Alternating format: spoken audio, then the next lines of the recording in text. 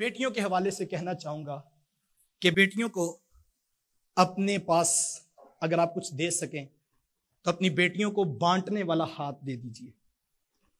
आप इस बात पे सर्वे कर लें, आप तारीख उठा के देख लें, आप अपने खानदान में, अपने माशरे में, अपनी बरादरी में उन बेटियों के घर देखें जिनके घर आबाद हैं, जिनके ससुराल वाले अपनी बहू से खुश हैं, तो उसमें एक चीज आपको जरूर मिलेगी कि बेटी का हाथ बांटने वाला है, बेटी का दिल बड़ा है, वो चीजों की बजाय लोगों को कदर देती है और वो अपनी चीजों को संभाल के नहीं रखती।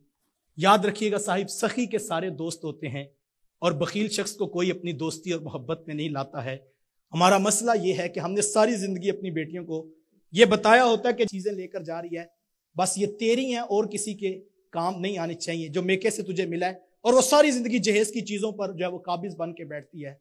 और अगर किसी के चाय के बर्तन भी इस्तेमाल हो जाएं तो घरों में कोहराम मच जाता है।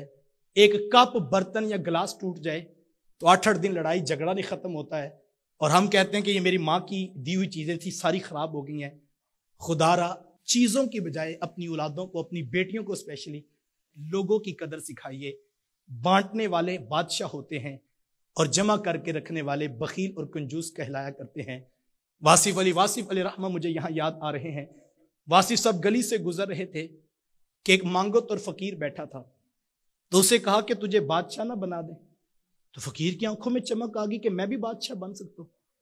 तो कहा हजरत मैं बादशाह बन सकता हूं? कहा 1 मिनट लगेगा, है प्रोग्राम तो बताओ। उसने कहा हजरत मैं तैयार हूं। कहा क्या है तेरे पास? उसने जो 15-20 रुपए दिन के इकट्ठे किए थे, कहा हजरत ये मेरे पास है। कहा जल्दी से बांट के वापिस आ जाओ। तो वो आया तो कहने लगा हजरत मैं बादशाह कब बनूंगा? तो वासिफ साहब मुस्कुरा पड़े। कहा तुझे पता ही नहीं लगा, जो सब कुछ उसके नाम पर बांट देते हैं वही हकीकत में बादशाह होते हैं। हुजूर वाला बेटी को बादशाहत सिखाइए, बेटी को कंजूसपन और बखीली ना सिखाइए, बेटी को बांटने वाला हाथ दे दीजिए। आपकी बेटी का घर आबाद होगा। और जो आपने अगर ये सलाहियतें नहीं दी तो चीजें तो खत्म हो जाती हैं, लेकिन हम चीजें बचाते बचाते रिश्ते भी खत्म कर बैठते हैं।